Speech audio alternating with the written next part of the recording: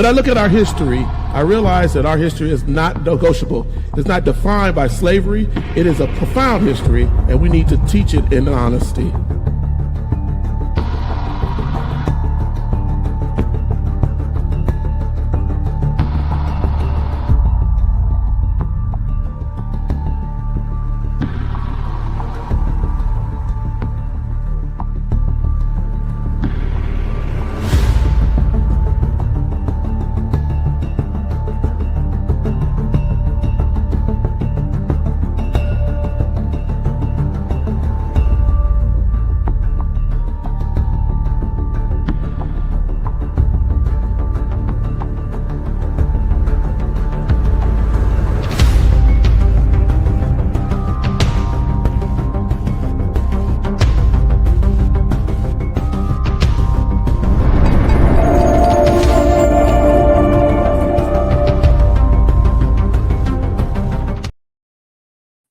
Good evening, everyone. Hey. I am sorry for the lateness of the hour, but I am happy to be here. We had a lot of computer problems that I had to go through today, but I'm here and we're on. If you can't make the interactive tonight, I understand because we're on late. However, I would ask that all of you who do watch, please share this, and please feel free to comment later on as the recording goes. And I promise you, as I always try to, we will reach out and make sure that we address you. I want to say welcome back to all of you who join us often on the Erudition Network. Welcome back to the Erudition Network family. I also, though, I want to give an extra special thank you and welcome to all of our brand new subscribers and followers. I am humbled by how many people have responded to our videos and are starting to share our videos through YouTube and social media. It is helpful.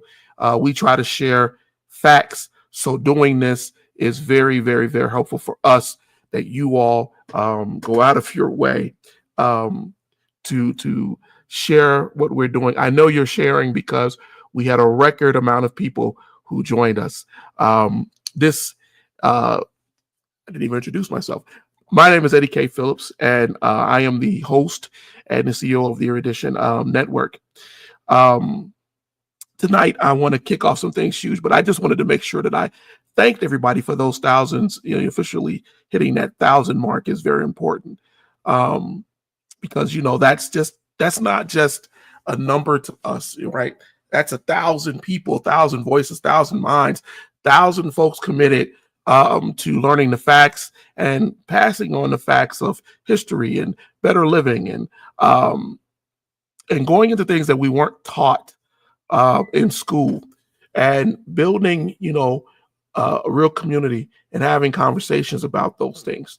So whether you've been here with us since the beginning, ride or dies, we appreciate you, or rather you're one of the many who have joined us now, I don't want you to get it twisted how much we appreciate you. It is very important. However, tonight, I was pushing really hard to get on tonight, regardless, because we had such a great conversation and such a great lesson last week.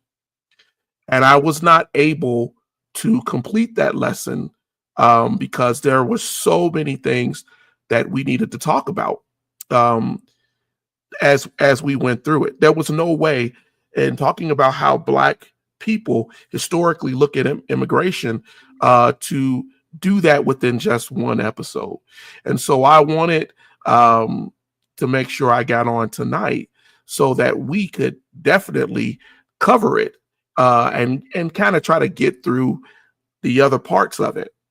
There is so much that we need to dive into, and the part 2 of this is another deep dive episode. When we did the last hour or so, we traced how America and its power structure and how its government historically used the crabs in the barrel and the divide and conquer strategy to pit immigrants and people against Black Americans. And we went back to colonial times. We talked about it coming into the 20th century. We talked about how European immigrants like the Irish and the Italians once faced a lot of racism, but over time, by distancing themselves from Black people, they were able to gain a semblance of whiteness and become part of the white privileged establishment. We ended part one discussing the early 1900s, predominantly 1919, as the country went crazy with race riots all over. In particular, I was talking about Chicago because that's where I was born and raised, in Chicago. But I was talking about the race riots in the Chicago meat market industry, where the immigrants who had came over, many of them attacked the newly arriving Black workers who were coming from the South due to the Great Black Migration, and how race riots and murders and killings throughout the country happened because of these jealousies that had built up to separate the immigrants from Blacks, right? So here in part two, I want to pick off where we left off. I want to pick up in that turbulent time and the bloody Chicago stockyards and how that all, and explore how those interracial labor conflicts erupted, not only in Chicago, but throughout the country. From there, I still want to kind of get further down into a broader crabs in the barrel dynamic. And I want to talk about the modern relations between Black communities and other communities of color as they come over here. I want to talk about those failed attempts that happened in places like, we'll talk about Chicago first, later Los Angeles. Another great example is Detroit. And then examine the very recent phenomena, right? During the last election, where Latinos were embracing things that were not necessarily beneficial to them, as many of them are learning now. We're going to talk about all these things because it is a historical pattern. And as before, as always, I'm going to engage you with facts. This will always be a factual program, but we will always make sure that you have something that you can go back to, something you can cite to fact base what we're talking about. But lastly, let me say, this is an interactive program. So if you're joining us for the first time, or you're joining us tonight and you just want to chime in, please get into the chat. If you're joining us through Facebook and we don't see it, please make your way over to YouTube. And I promise you, you will be responded to. I will take my time to make sure, as I'm getting ready to do now. My brother, that's my brother. Good to see you, brother. Thank you for being here, man. Thank you for being here, brother. Good evening, Sean Anthony. Hello, Tina. The topic is part two, Tina. There's no way I could have finished all of that. This shirt says that Black history is American history. It should also say it is world history. Eric, good to see you. I'm glad that you're here. I made a little bit of an investment into shirts because I got tired of wearing them. I want to inspire you with shirts too. So there are different shirts that you'll see me wear I think that's what my wife was trying to cue on throughout these episodes and throughout some of the other things that we'll be doing to really showcase again the idea of how important Black history is. All right, let's get into this. I don't want to, it's easy to just talk, but I want us to start getting into this lesson because it is so important. So as I said, a lot of what we're talking about is the crabs in the barrel concept. Last week, we spent a lot of time, and a lot of you all remarked on it, and I appreciate your remarks. I tried to answer as many as I could in our remarks section, and I will continue to do so even with this episode. But it is a central part of our discussion. If it is not familiar to you, if this is something that you may have not have heard in your culture, picture a bunch of crabs that are in a barrel. Every time a crab tries to rise or climb out, it gets pulled down by the other. And thus, none of the crabs, none of them will ever escape. And this is a metaphor that has been used in Black America since even before the end of slavery, to describe the infighting or the lack of unity among oppressed people, not just Black people. Whenever that one crab tries to get free, the others, even though it may be unintentional, it may be conditioned, right? They drag it back down. But here's the twist. As you look at as an observer, right? The real problem is not the crabs. And I told you all this last week. The real problem is the barrel. The barrel. You know, when you put crabs into a barrel, you're taking them out of a natural situation and putting them into an oppressed situation. When crabs are trapped in this unnatural environment, that barrel, they're going to be desperate and they're going to go into survival mode. They're going to claw. They're going to do anything that they can do to survive. In nature, crabs don't live in a self-containing barrel. So the conditions that we are talking about are people who have been put into a situation that presses them down. We call it systemic oppression. We can call it stratified oppression. We can call it whatever we want to call it. But that structure that has trapped cultures, people in poverty and inequity, right? In a survival mode. Under those conditions, right? These marginalized groups don't think about the barrel that they're in per se. They see the challenge of those climbing up top of them. And they lash out at each other in a competition to survive. So as that saying goes, you don't blame, right, the crabs. Even though the saying says crabs in the barrel, blame the barrel. And when we think about how this applies to Black and immigration relations, well, I told you last week, minorities have often found themselves scrambling when they get over here, scrambling with Black folks who were freed. And with limited resources, limited recognition, limited ability in society, they fight for things. And so the system that has been designed since colonial times intentionally pits groups against each other. So they'll force a choice of who gets what diversity spot, who gets what job, who's recognized in a workplace, or which groups' issues get political attention. In fact, we've gotten so bad that we're now fighting on who gets the model minority status.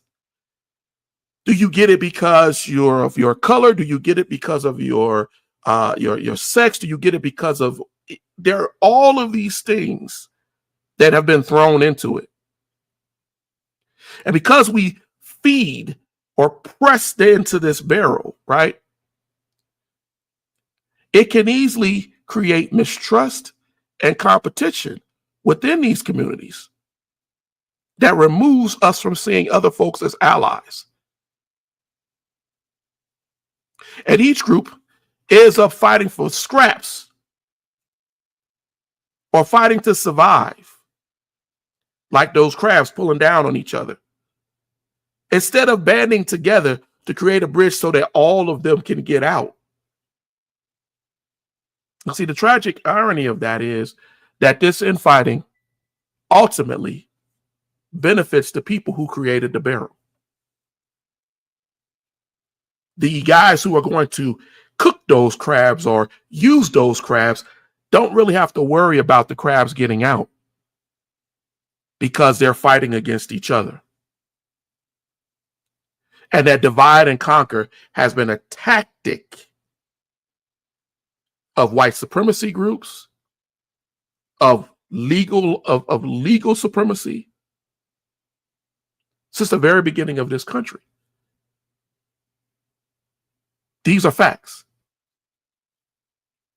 And so when I talk about the crabs in the barrel and I try to give you historical examples, I'm doing that because I want you to understand how far it goes back and how it's continuing.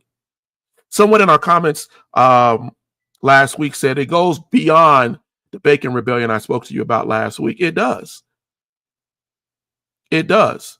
We can look at the Oba people who were selling their prisoners into slavery to the Portuguese during the beginning of the slave trade, the Western slave trade, the chattel slave trade.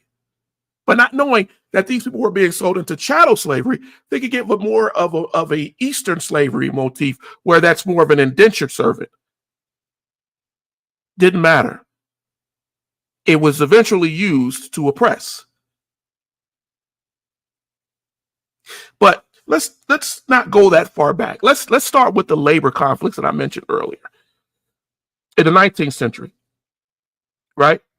When we look at the northern cities like New York, we talked about this last week, fierce competition between Black workers and waves of immigrants, whether they be Irish, Italian, German, Polish, whatever.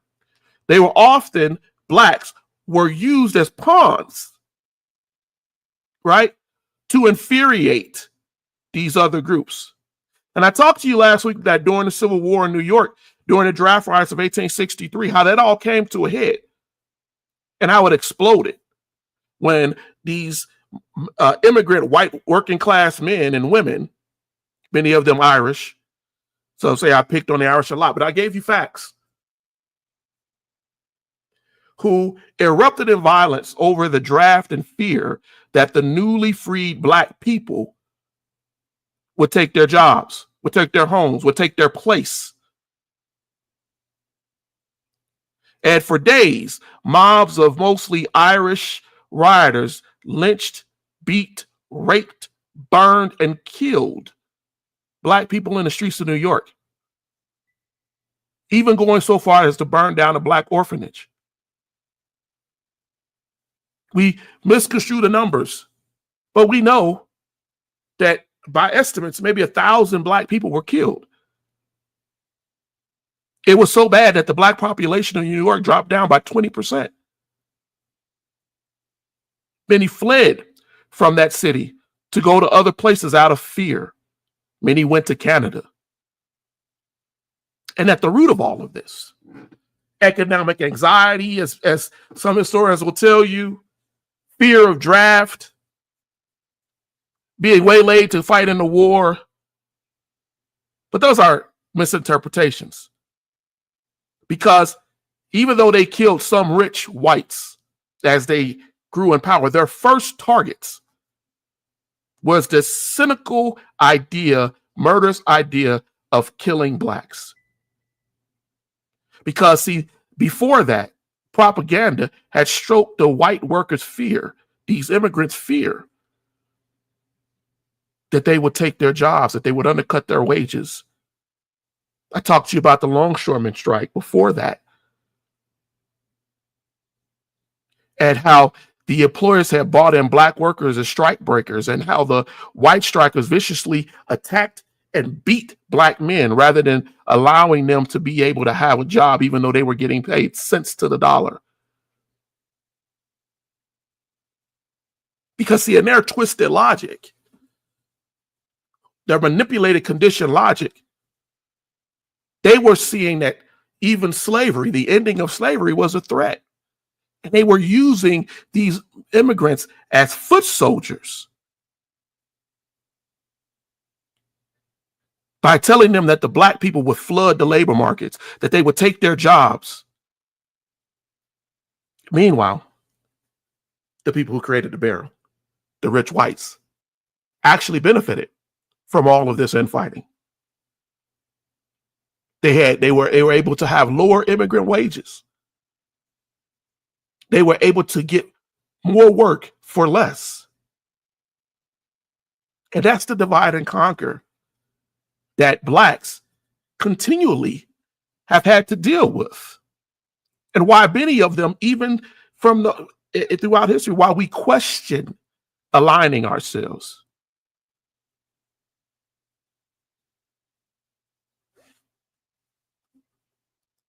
And again, what is a Black American? I would ask you to go back and ask yourself, what was a Black slave for that matter? Nobody's bugging. But again, I appreciate your input. I'd ask you to submit to me a fact of what is and what isn't. And I'm not talking about a conspiracy theory. I'm not talking about an illogical fact. As a matter of fact, I'm going to even do you a favor. I'm going to do you a favor, Ridicus, before going any further. I'm going to jump ahead, right?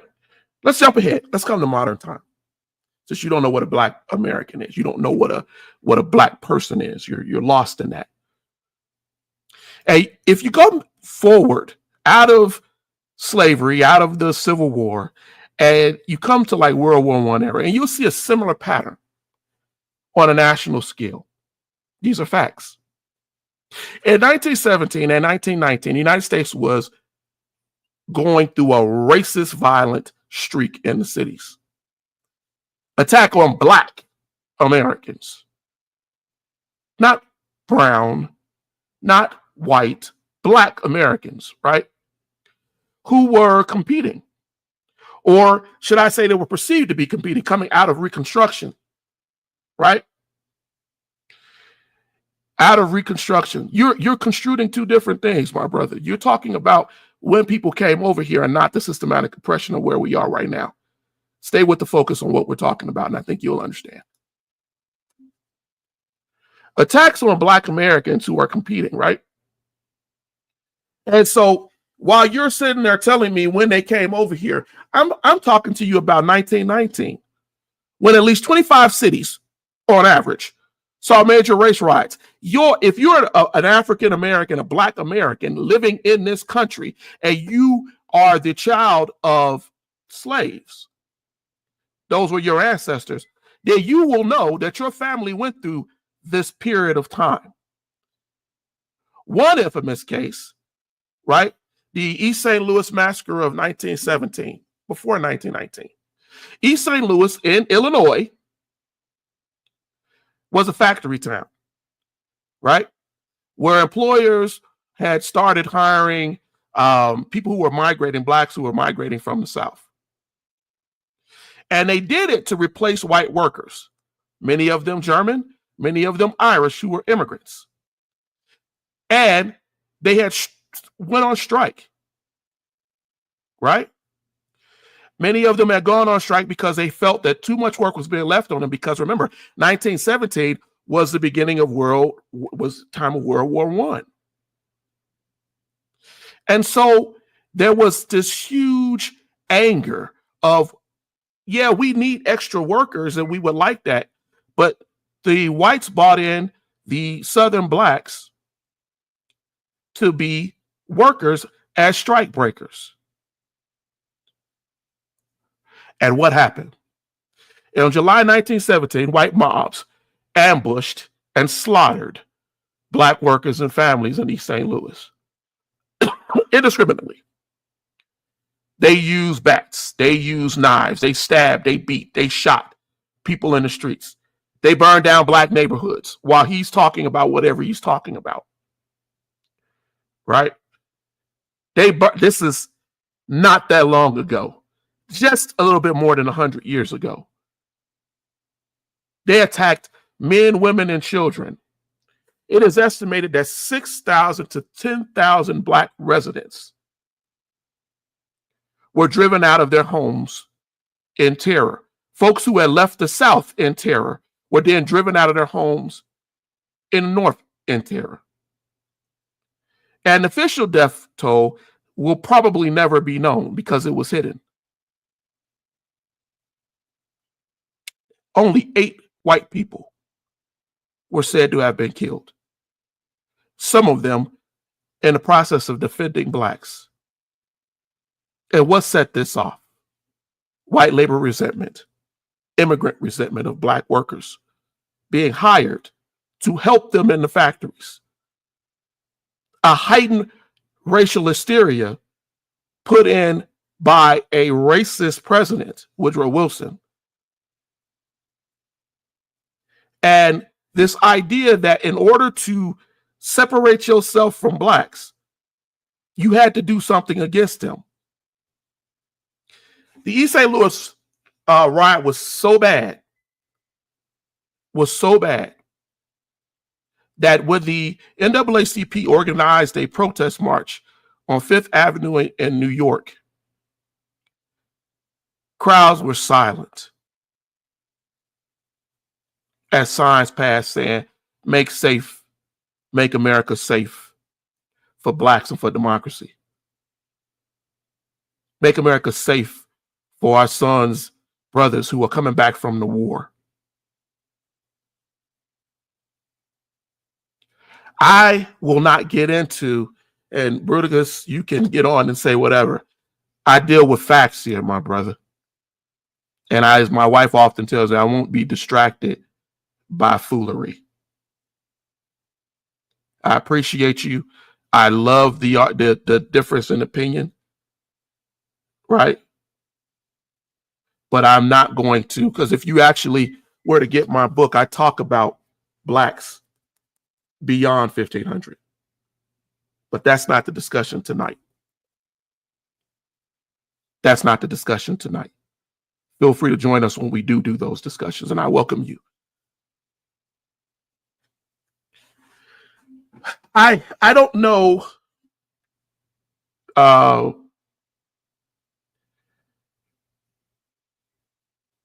don't know how we get into this fighting over what we should talk about. But I will tell you that when I look at our history, as I said at the beginning of our program, it's a profound history, and we have to teach it with facts. When I talked to you all before about the Chicago in 1919, and we talked about how bad things are.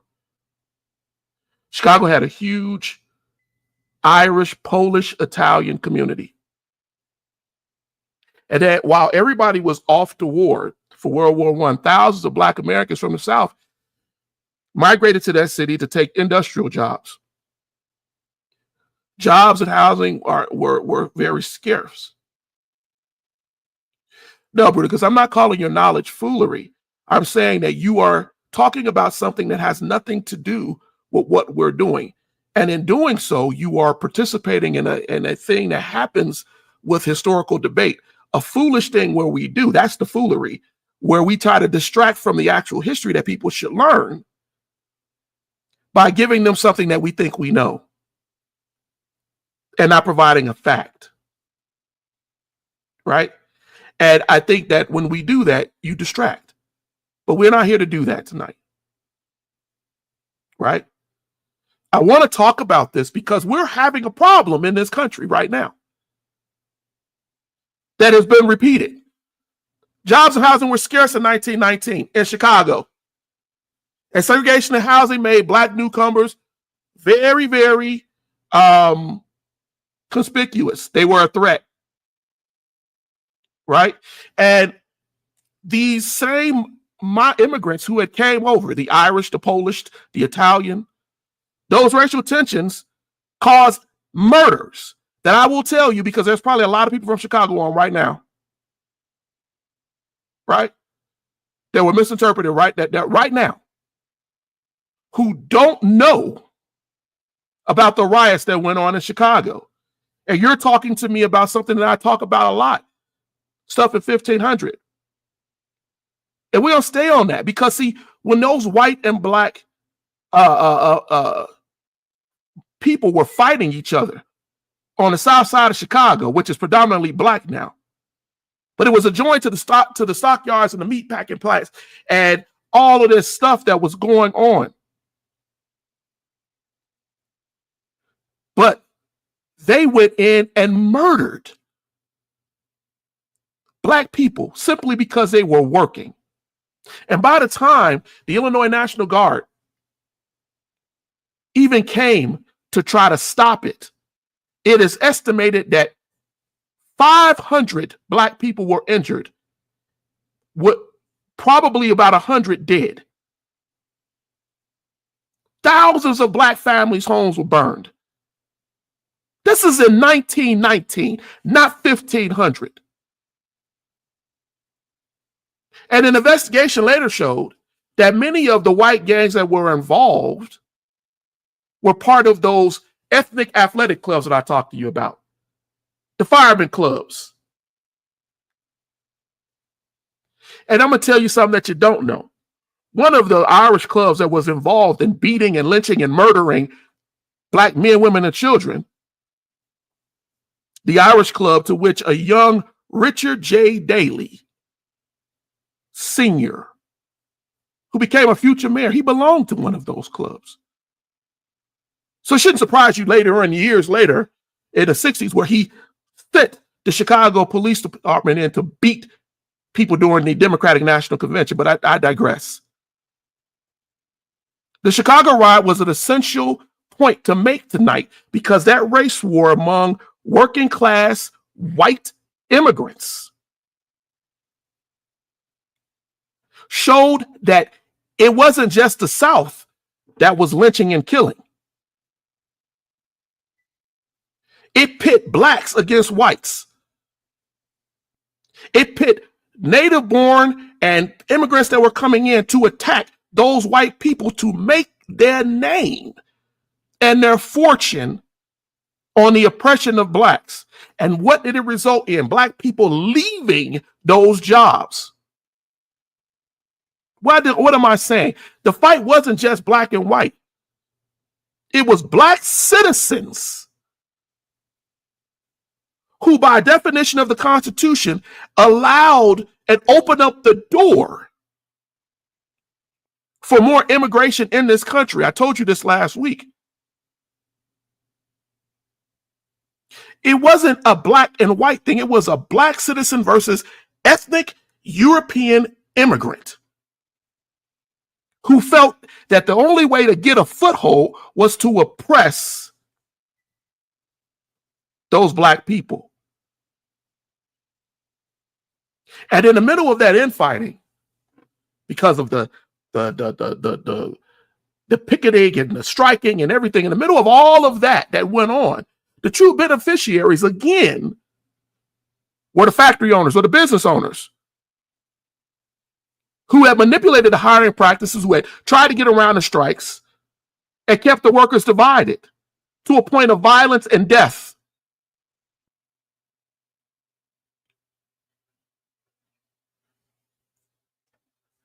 This is what we're talking about. Because, see, you can't make a comment, no more illegals, no more immigrants, no more, if you don't understand your own history. We can find similar patterns as in Detroit, in LA. In later years, Detroit, coming around World War II, had a bloody race riot in 1943. Why? Huge numbers of black workers, again, had moved into Detroit to work in the war industries, to make money, to be able to survive. And because so many people were gone off to war, they were needed. And white immigrants came in too. The city factories were integrated. But, as my father once told me, the neighborhoods were segregated. And whites made sure that blacks understood their place. Even if the immigrant wasn't living in the best house. Even if they didn't have the best job. They felt, because I'm white. And a fight started on June 1943. Started between a black worker, right, who had a good paying job at a city park. It escalated with rumors. One, that a white mob had killed a black woman or a baby on the other. The other part was that blacks were trying to rape white women, and on, all these different things came up. And that same mentality of, you're taking my job, I'm taking your job. That's why I'm teaching this history tonight. Because when you make this statement, these illegal aliens are taking American jobs, and you don't realize where that history comes from. And I'm going to challenge you every time, because it shouldn't, right?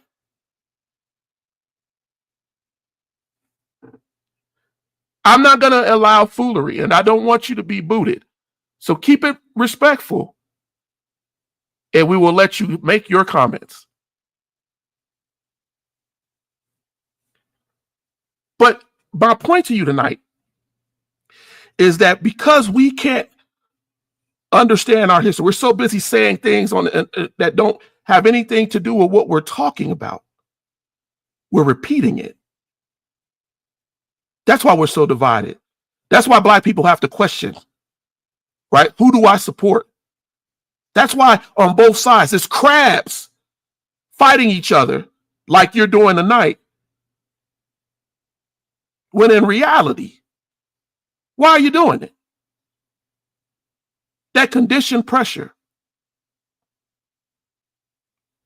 That conditioned pressure. No, I'm not strict and mean. Nope, I'm not. My point to you is, it is essential in this day and age where we still have people being shot and killed just as of yesterday, because we can't put this competition, this foolery to rest and learn. Rather you talk about the riots in Chicago in 1919, rather you talk about the riots in 1943, rather you go into the 1600s, it's all based on a competition and mutual suspicion among people who don't really have. Fighting each other. Fighting each other while the rich benefit. While the affluent take. And we ignore that there are reasons why this racism and social conditions happen. While all of those Black Detroiters, whether they were immigrant, whether they were dealing with those people in that bubble, it was bad. And it caused death of young people. And it still does it today. So if I'm focused tonight, I'm not being mean to you. I'm telling you that the crabs in the barrel effect has played out between different minority groups, different immigrant Black groups for years. When resources are tight, prejudices are stroked. Those immigrants are taking our jobs. Those Black folks are taking our jobs. We don't like you, you don't like us. I'm prejudiced against you coming into my store. I'm an immigrant. I came over, I got my business. Well, I'm a Black person. I've lived over here. My family helped to create this country. And you clash. This is the truth. And so when we look in the late 20th century, when we start to see the tensions that happen between the Black and Latino communities in many cities in the 80s and the 90s, when we start to see the clash between Black Americans and various Asian immigrants fighting and dragging our women across the floor, these tensions don't arise in the vacuum. They don't arrive in a vacuum. They stem from the same zero-sum dynamic, and often a very heavy dose of conditioned neglect and bias. I told you guys to go out and get the book, Not a Nation of Immigrants. And how my immigrants were being bought over here with the idea, don't act Black.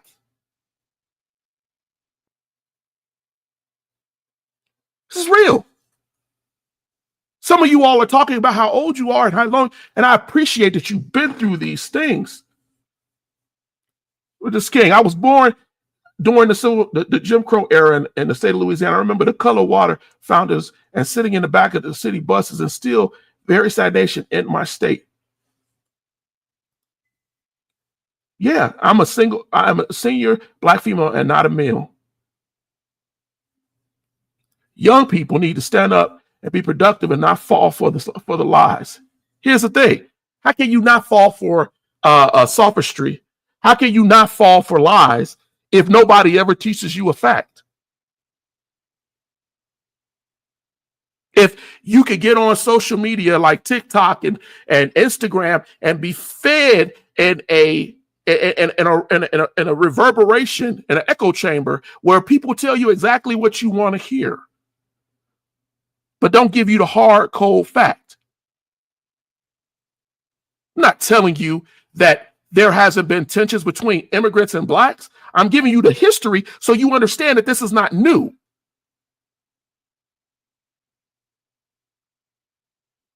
Right? This is not new. Kay Ferguson. My daddy was born in the silent era. He had a farm, drove truck, and picked fruit. In the 80s, those jobs were being given to immigrants while he was still working in agriculture.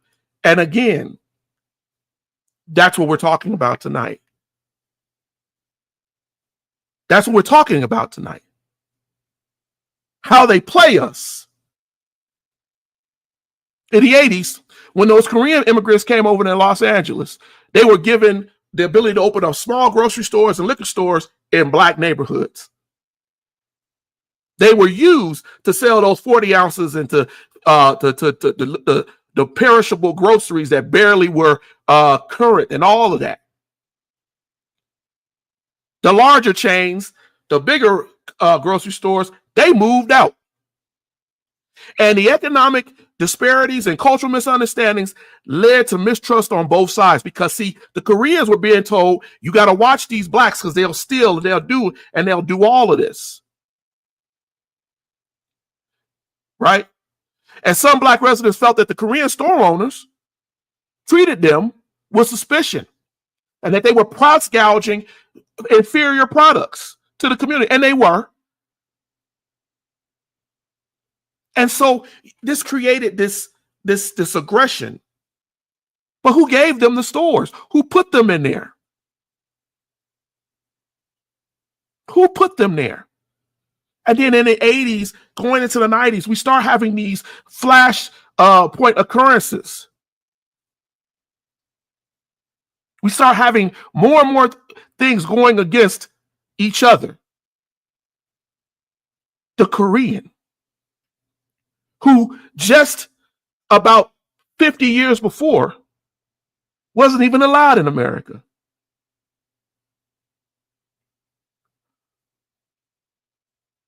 And what happened? Local newspapers, the media, they ran with it. They ran with it. They reported the incidents of violence, the shootings, the assaults.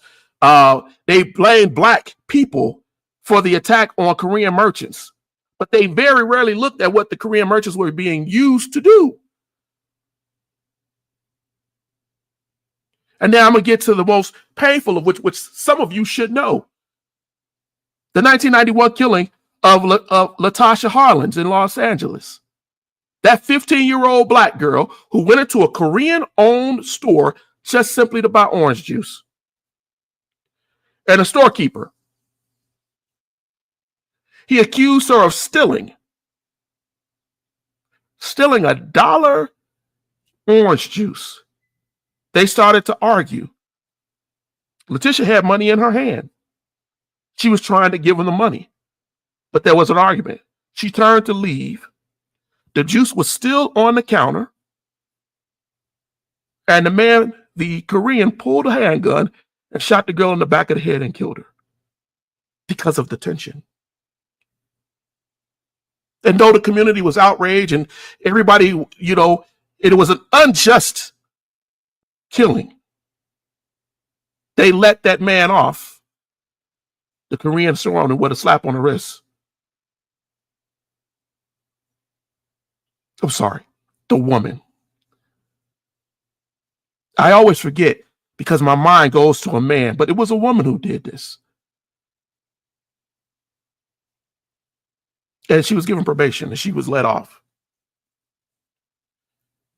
And then the judge said it was a time for healing because they had allowed careers to be in the community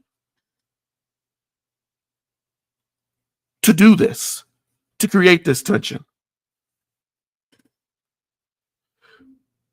I'm not here to argue with you. I'm here to provide you with the fact. We can look at Latasha Harlins' death in 1991, and then we can go and look at Rodney King in April of 1992. But to me, it all goes to the same thing. We are being placed into these situations to hate each other.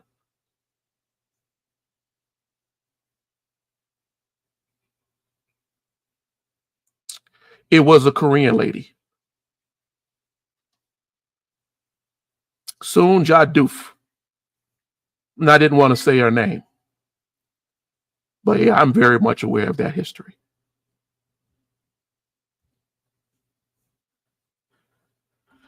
And I just corrected that before you said it, but I appreciate you fact checking. That's what we're here for. I'm so used to seeing, unfortunately, the Asian Korean man dragging our Black sisters across the ground. Because I grew up watching that on TV. I grew up seeing that. Right? I don't understand why we keep getting caught into it, other than the fact that we just don't seem to learn our history or delve into it enough. I can't say that there weren't people who tried to stop all of these things. I can't say that there aren't groups. There have been groups since the 60s and the 70s of Asian and Black communities. There were Black Korean Alliance, the BKA, that formed in the 80s. And they tried to foster a dialogue because they saw what was being used and how it was going. But because, just like with the Black and Tan movements of the late 1800s and early 1900s, just like with any other groups that come in, we don't know about these things generally. We are not taught the history of these things. And so we fight against each other. And despite the good that can be done, the alliance and the things that we come together, we never fully solve the underlying problems. Because it's just so much easier to fight against each other. After the 1992 uprising, after Rodney King, the BKA stopped. They stopped, amongst other groups. Because that could be said with the Latino groups and the Black groups, people who share a lot more history than they care to admit. And fighting against each other in gang crime and a case after case after case, more than I can get into tonight. People throwing Molotov cocktails into living rooms at night while children were sleeping because they were fighting for something that neither of them owned, these gangs. And all of this confusion, what is actually causing confusion, is designed to make us fight against each other.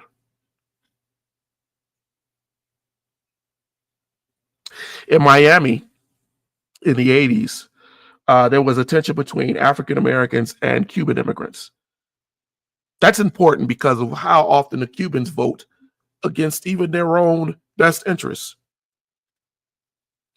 The Cubans had gained toward the end of the 80s a significant political power, even though the city had an African-American Black community that had been there before. The Cubans were opening up restaurants, and they were doing things, and the African-American communities remained impoverished and underrepresented. The Cubans were allowed to be classified as white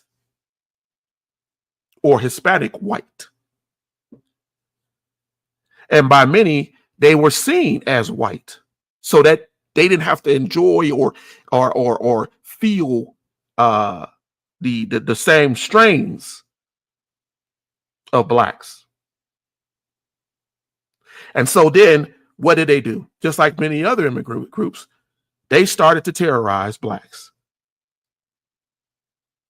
They claimed that the Blacks were antagonistic towards them, that they were coming into their restaurants and stores and they were disrespecting them. They were doing all this. Right? And these tensions between the Black and the Cuban and the West Indian immigrant community, the Cuban community, it grew. And who benefited from it?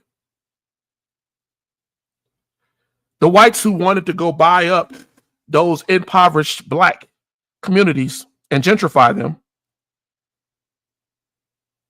they were able to do that.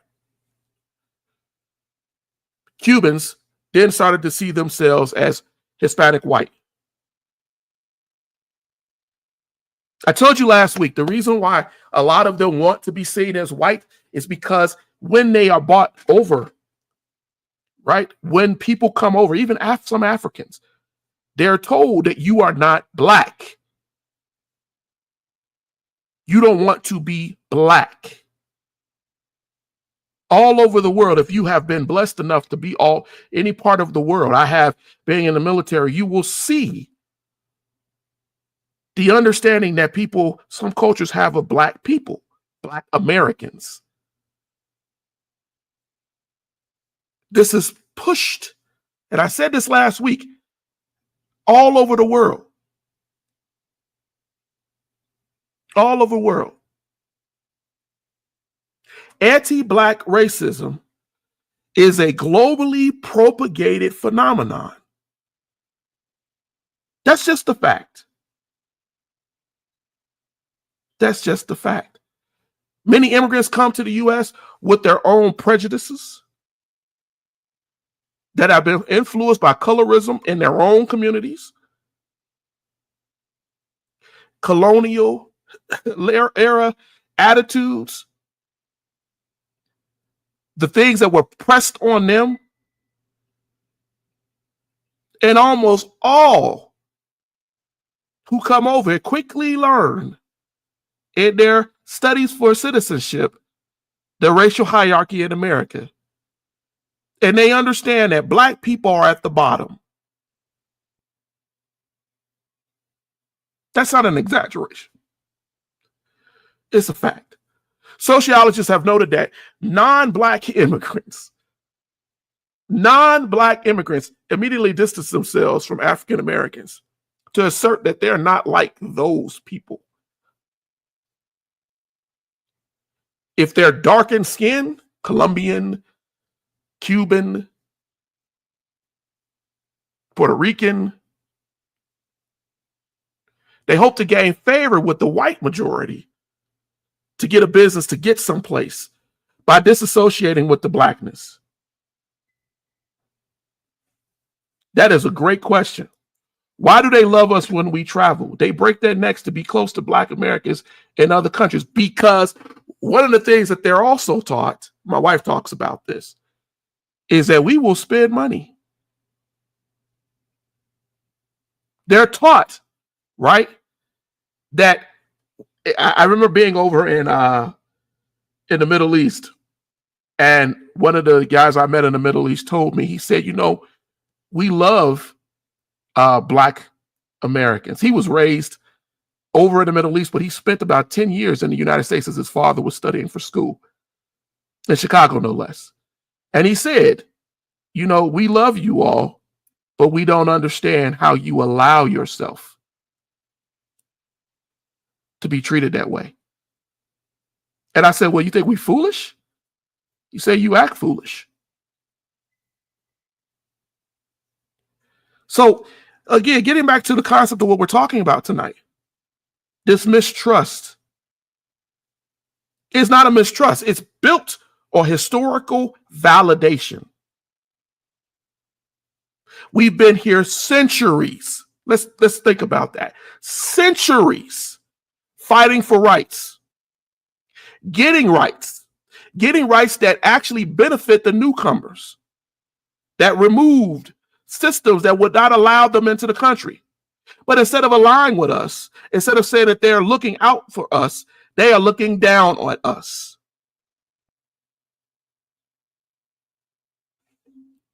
And so that feeling in itself makes you not want to align yourself or show solidarity with the immigrant. Why keep helping others if they're going to keep holding you down or keep selling you out?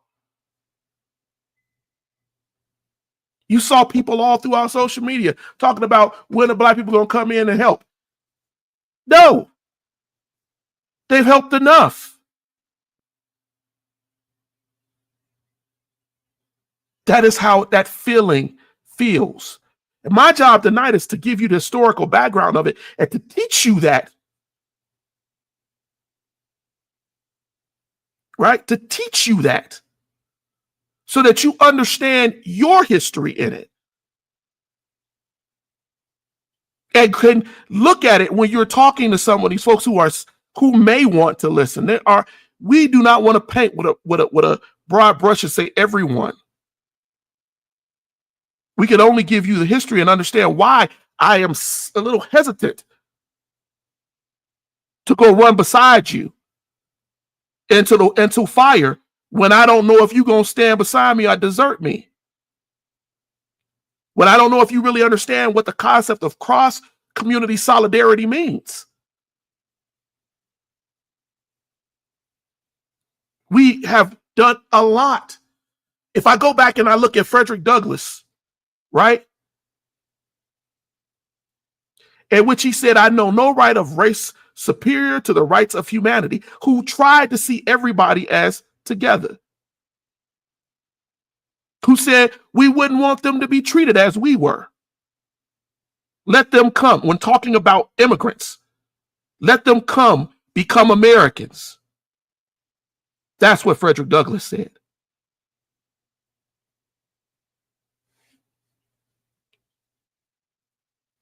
But every time we do that, there's a cost. In 1968, when César Chávez went on his hunger strike and he was protesting the treatment of Mexican Americans in farm labor, Martin Luther King Jr. and other civil rights leaders sent Chávez telegrams of solidarity saying that they were with him, that it was indivisible. We are in the same struggle. Chávez, he greatly appreciated.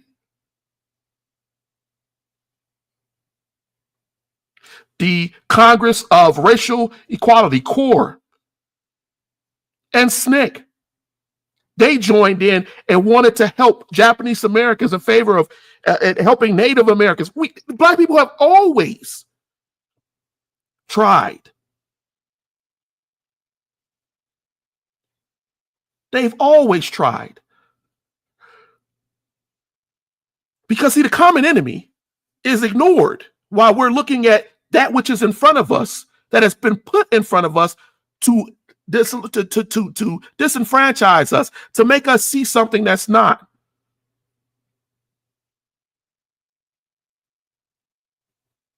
You know, we give credit, a lot of people give a lot of credit to Jesse Jackson. But it was really the Black Panther Party. It was the Black Panther Party, Fred Hampton in Chicago, who sat down with the young lords who were Puerto Rican, and sat down with the young patriots, and sat down with the white Appalachian people, and put all of this rainbow coalition. He created that Rainbow Coalition. And he was killed for it. He was killed for it. The Chicago PD and the FBI collaborated to kill that young 21-year-old man who was stopping crime and violence in the street by being a voice to bring these communities together, to let them see that you're not fighting the right one. I know I'm going over my hour. That's fine, because we're in the heat of this.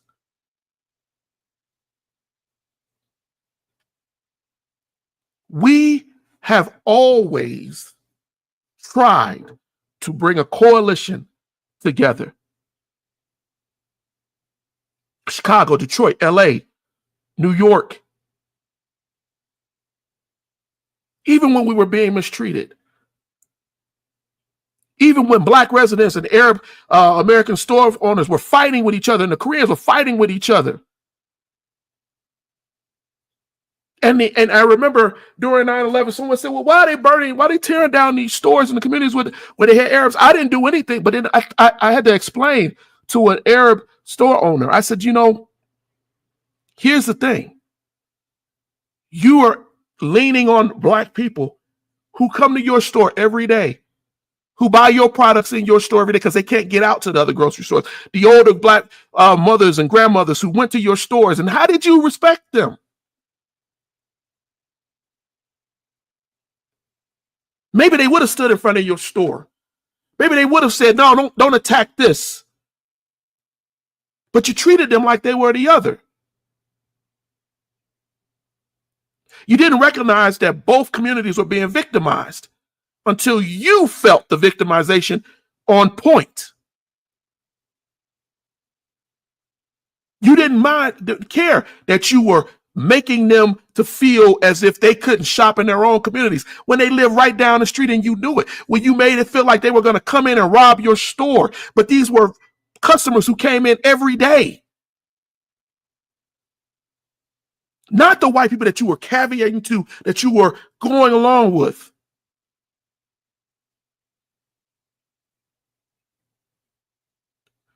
One of the things in 2020, when George Floyd was killed, you saw all of the different multiracial crowds.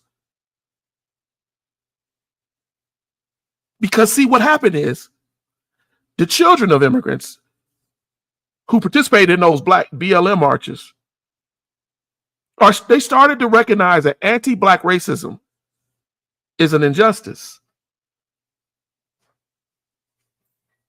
I'm not saying everybody doesn't see that. A lot of our kids are smart enough to understand this is an injustice.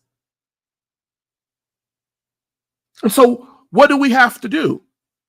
Well, we have to push back. What have we seen historically that the country has to do? It has to push back with laws. It has to push back with statutes. It has to push back with regulations. It has to push back and say, no, we're going to have a Muslim ban in 2017. We're going to make sure that we don't allow people to protest who are students. We're going to push people out of here. We're going to grab them up in the street. We're going to do all of these things so you do not unite.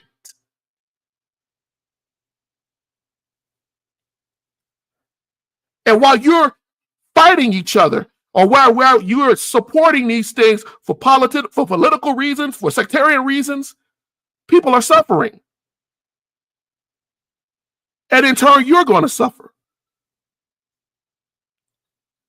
And again, we're all in that barrel again, being put in that barrel and not being smart enough to realize that we are the crabs in the barrel, and that syndrome has caused a lot of pain. It is not inevitable. It is conditioned. It is pushed on us by circumstance, but it can be overcome. We can be smarter. We can be more inclusive. We can make ourselves understand the history of it so we don't repeat it. And that's the key for our communities to realize who the real enemy is. It's the person, the people in the system that put you in the barrel. Not the people who striving to survive in the barrel. We are ignoring that while we point at each other They taking my job. He taking my job. I told somebody, I said, when you had people coming over here, citizens, people looking for their citizenship, and you were starting a business, or you were a landscaper, and you were helping these folks, you could have, while they were allowing the immigrants to sit there, and you said, well, they're eating up all of the wealth of the city. And a lot of them are telling, we want to work. But we don't put them to work.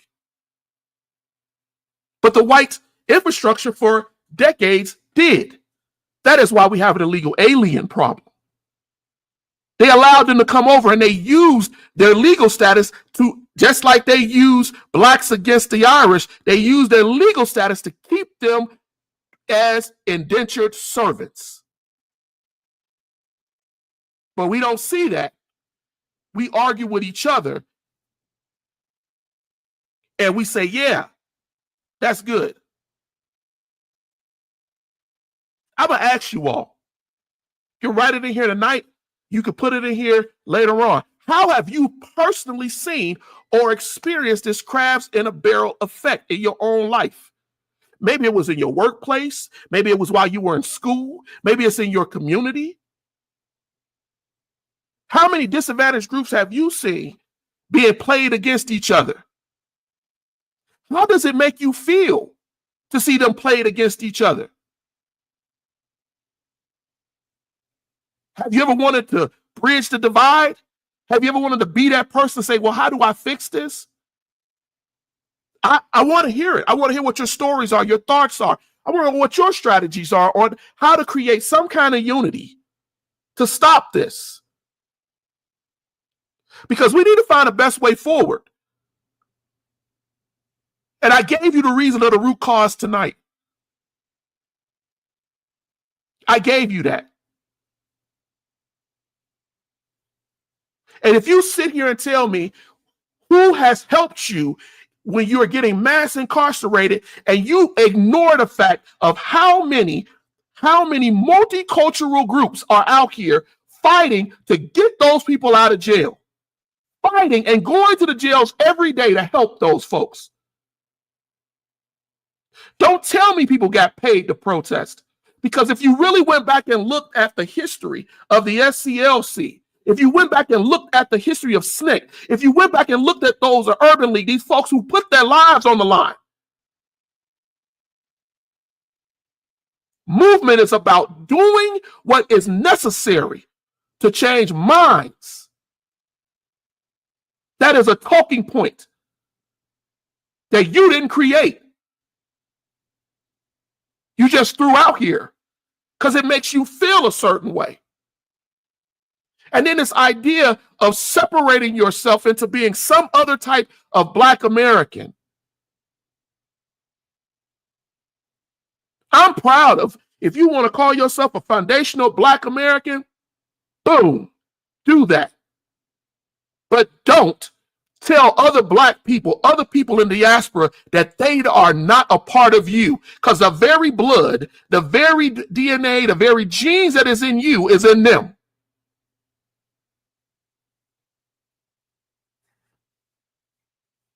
The Maroons who escaped off the plantations, since we want to talk about that history, they came back to get more Blacks off the plantation. The Native Americans who stood up and died trying to support runaway Black slaves, who taught them the roots through some of those Underground Railroad paths. Man, I'm not here to talk about sophistry, talk about somebody's derided, made up history. These are facts. If you cannot provide me a fact, then what you are doing is you're hurting all of us, because you're not trying to teach a fact. You're trying to teach a division. And we can't progress like that.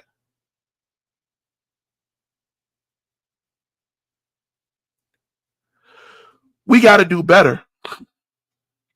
We got to do better. We got to address that narrative. Black folks ain't anti-immigrant. They act, that's foolery, stupidity. We don't want to keep being mistreated, pushed down, ran over. That's why a lot of them supported the DREAM Act. That's why a lot of them went out of their way to try to help with migrants and their families.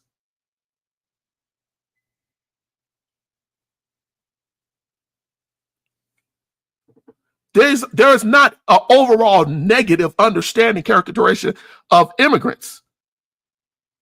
But we are being told, and you're absolutely right, Kat. What happens is, and I said this, and I really want y'all to go get that book. I want you to go get that book so that you can understand. Because I believe that the writer really breaks it down for you, unless you understand, right? Go get Not a Nation of Immigrants by, Roxanne Dunbar Ortiz. Read it.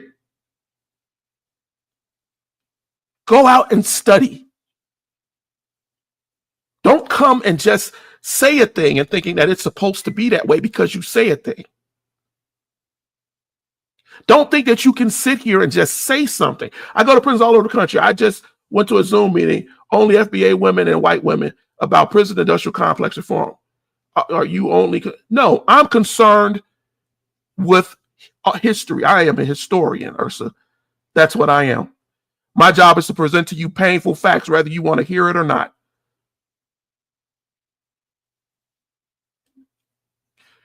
Kat, again, go out and get that book, Not a Nation of Immigrants, right? By Roxanne Dunbar Ortiz. Get it rather you get it on an Audible, or you get it, because I think there was an Audible deal on it for a little while. And go through that book, right? And understand where we are and how we got here. Study is important. Are you welcome? I've been on here for a while because I'm passionate about history. I'm passionate about facts. One thing I don't like is when we get on here and we say things that we shouldn't. We say things without any iota of a fact of what we're talking about. We do support immigrants as a community overall. And if we were to broaden the lens to an international and European context and just take it outside of America, where some of you all want to stay and focus only on, the diaspora in its whole is very accepting and has always been accepting, and in some opinion, too accepting of other cultures and allowing people to come in. Whether you go look at the South Pacific, whether you look at the Caribbean, you can see it, and you can see how they are always open.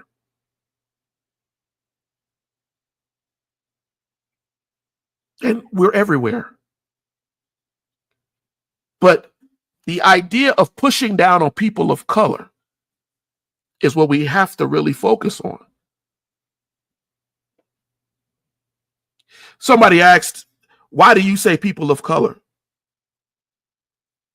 Well, I say that because a lot of us are more related than we care to talk about, or we have even learned about. And so when people consider themselves to be non-white, right, they feel that that comes with challenges in a white-dominated society.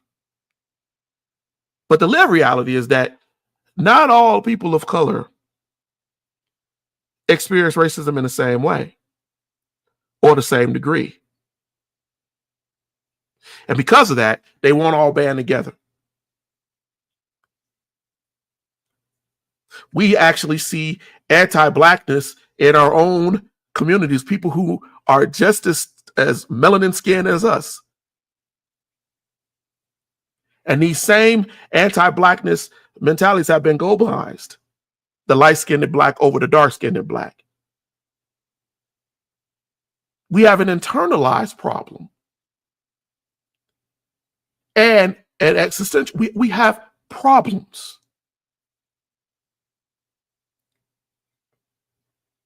But there is hope. Solidarity is possible. One thing I learned with my time in the military, being all over the world, is that solidarity does exist. People can come together. I've talked to people from all different countries, and we've gotten along fine, and we talked about these issues. And we've talked about it and understood that it's more of us than them. And the them meaning those narrow-minded people who want to stay trapped, who don't understand or don't want life outside of the barrel. There are multi-ethnic coalitions, as Ursa was telling her about, all over the globe, in this country, outside of this country.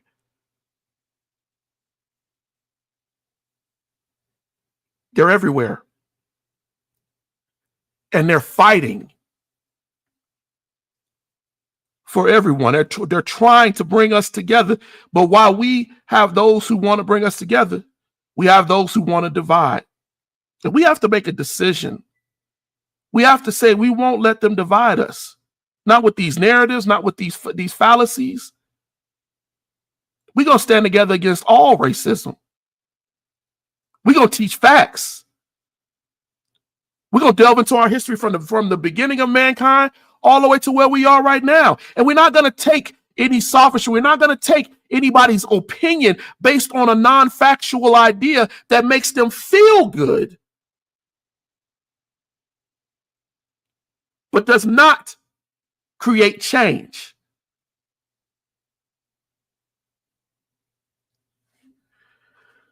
This series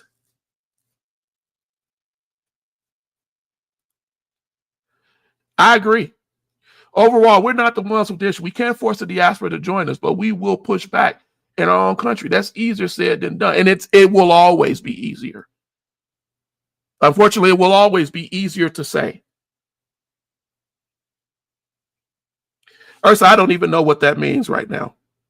That's a distraction. All I will tell you is this.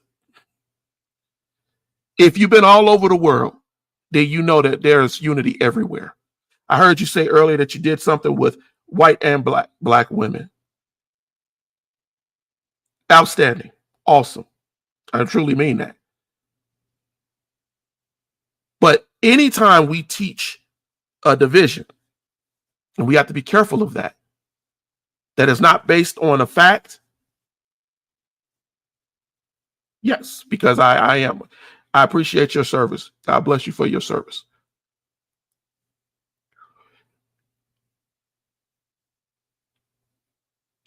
I just want us to understand that we don't have to be at each other's throats. When the last administration ran, we saw a rise in just naked racist and anti-immigrant rhetoric. And unfortunately, so many of us went along with it. I have said on many occasions that history does not support that. It doesn't. We could be better people without allowing the breaking of the law. I'm not saying we should break the law. I'm not saying the country should be a nation of scofflaws. But what I am saying is that we have to understand that some of the rhetoric that is being pushed out here, it can just as easily be turned right back on those who are saying it. That's just the fact. And I want us to be smarter. I want us to be wiser in that. There are people whose rights are being violated and who are being, rather it be by their own choice, voting against their own best interest, whatever it may be, right? But we have to not just allow people and say, well, you know what? So be it. Because again, that is not our history. That is not how we've really ever been. Now, that doesn't mean that we should just open arms and say, hey, yeah, I agree with everything. I'm not saying that. But what I am saying is that we have to be better. You know, I'm going to close this, and I'm going to remember a man named José María Morelos. José María Morelos. He was the leader of the Mexican War on Independence. And in 1815, José María Morelos wrote a letter to the then President of the United States, James Madison. And he wrote that letter requesting that James Madison and the United States join the Mexican people and throwing off chains, freeing slaves, and creating a continent of freedom. His letter was ignored, and later we had a Mexican-American War. But Morelos understood that there was unity. Morelos and his other and others in South America helped runaway slaves and united with us. A lot of them understood that we share similar genes because of the triangular slave trade. When Madison ignored Morelos, he ignored an opportunity. People in America at the beginning of this country, James Madison, John Adams, all of these different people, Thomas Jefferson, they wanted to expand it. They wanted to create that barrel. And that barrel has persisted. It has continued. And tonight I wanted to talk to you all about that. I wanted to talk to you about it. I'm gonna end. We've gone about almost 30 minutes longer than we usually would, but it was a great conversation, and I wanted to make sure that I gave you that time tonight. I know it's late in the hour for some of you all, wherever you are. Someone said earlier in the broadcast that I was being mean. And I often say with history that in facts are stubborn things. Sometimes the stubbornness of a fact doesn't make us feel good. I find no joy in talking about the slaughter, the massacres of my ancestors. But I feel that we are less than if we don't address the sacrifices made by those same people. Again, I want to thank all of you who have joined us, all of you who have subscribed, all of you who have joined in on this conversation. If you are looking for books, things to study, to grow your knowledge, please feel free to drop your request in the chat. I don't want you to leave this broadcast thinking that I'm not optimistic. I don't want you to leave this broadcast lost on a fallacy. Because history is not just full of oppression. If we look at it that way, we will always be on the defense. It's also full of resistance. It's full of friendships, loves, coalitions, people who fought against odds. I did show my book, Tina. I appreciate you. And I agree with you, Ursa. Hispanic men voted. But you know, the Bible says my people perish for lack of knowledge. A lot of people don't have knowledge. I created the Erudition Network, and I work with my wife so that we can provide you with knowledge and understanding. That is at the core of what we try to do. Facts are important. Rather, I'm talking about the Irish and what they did, or rather the Rainbow Coalition, or whatever we talked about tonight. All I want you to understand is that instead of a crab in a barrel, we can imagine being out here in the open. A field of free people. I do agree. It's racism and misogyny, but those are also taught things. In a system where we put our kids in school from kindergarten to 12th grade and let them teach them that. My wife wanted you to look at a book. I do have a book. Go out and get it. It's on Amazon. It's on Lulu Books. The Erudition Network presents 101 Black History Question Challenge. I would say go get the interactive book where it will allow you to ask questions, to answer questions in real time. You can put it on your television. You can use it as a game night thing. You can do whatever, or you can go get the hard copy because some people like books in their hand. Either way, this book talks about the early world. It talks about great civilizations.